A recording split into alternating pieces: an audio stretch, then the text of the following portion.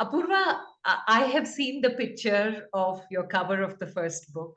And when you were talking about how architecture and culture are closely connected, and if we go back to history also, when we see a particular dynasty leave, it is the architectural remains that tell us what the dynasty is all about. The style of all the different buildings that they create and leave behind is what tells us about their culture.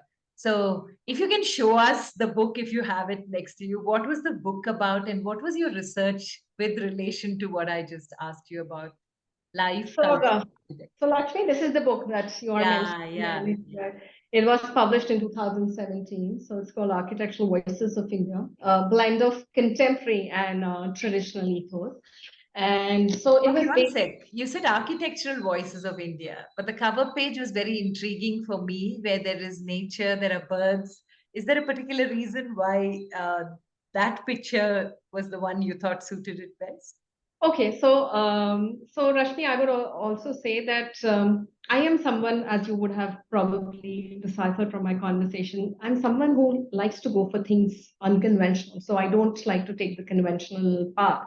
So even if it's a book cover, I like to abstractly hint on the theme, and I don't like a book cover which is there in your in the face. So in fact, even for the second book that I'm working on, when you see the cover, it is something which is intriguing, and it makes you wonder what is it.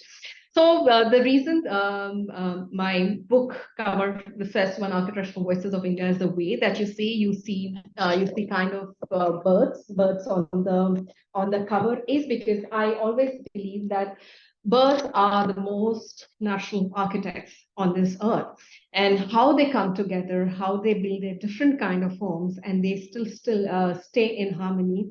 It's a metaphor that I've used for architects, because the book Architectural Voices of India, it brings along architects, different architects from different regions, 19 of them with different philosophies, different age groups. So the youngest architect in this book was in their 50s, and the oldest was in their 90s.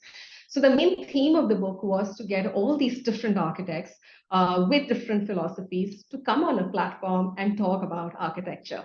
So that's the metaphor of birds, as I've used, that different birds, they make their different nests, but then they all belong to a community. So how these architects come together with their different ways of approach to architecture, but to build for society build for society. Yes, and Rashmi, what you asked me about history, so it's not something that I've only got through the research that I did on my book, but all through whatever I have worked on through these 18 years of my career.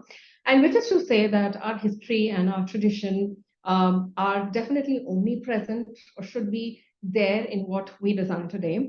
Not probably in the way they were being implemented many years back, but in the philosophy that they were adhering to. So, for example, we talk about a lot of sustainability or energy efficiency or green trends today. But if you see, where do they come from? They actually come from our traditional architecture. So, for example, even if a courtyard that was so much a part of Indian tradition, if it's being implemented today, you have to see the context in which it is implemented today. And there is so much to learn from Indian architecture. As you said, the different styles, the different regions, the different rulers, and different religions. So I think they are one of our best learning, and they should be showing a path to us to how we are going forward in architecture today. And of course, because this my first book, it had architects from all across age groups. They spoke about the past, they spoke about contemporary architecture, they spoke about architecture as a subject and a profession. So that's why, as I said, the book's title is Architectural Voices of India, but the tagline is a blend of contemporary and traditional ethos. Okay. Wow. Okay. And when it comes to individual spaces, Apurva, as an architect, and now that you've been in the space of writing, which means, like you said, you read a lot, you research a lot, getting into a particular space, Does it tell you a lot about the person also intuitively, or is it completely scientific? It can be both ways, because if the architect has done a good job, then the architect will be able to reflect the user's personality in it. But if the architect hasn't done a good job and the architect wants to build what they want to build, then the space, probably the architect's personality is there. So, in fact, whenever I go to review a project or write about a project, and this is something that I also talk a lot in my sessions on architectural writing or a course on architectural writing that I have been conducting, I say that when you go and study a project, just looking at the project and trying to understand this is what I like, this is what I not like, is not the correct way to write about a project. It is important to get the architect's take or the reason why the architect has done the things they have. It is also important to get the user's take on the project, because on hindsight, the user is using the project and they will be able to let you know how the project works for them or how it does not work for them. And it's also important to research on the project or on the typology of the project that you're attempting.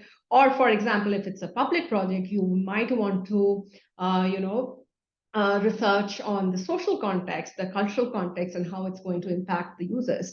So when I go to any space, and if I'm studying it, that is when I'm studying it, I try to get all these aspects into consideration before trying to review what the project is trying to imply. So that is how I said that architecture is important and architects are important, because architects are able to translate the users' dreams into projects.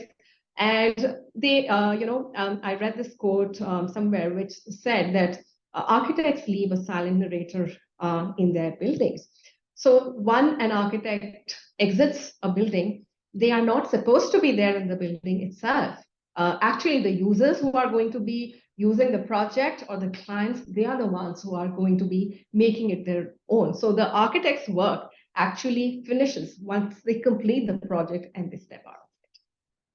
Okay, wow.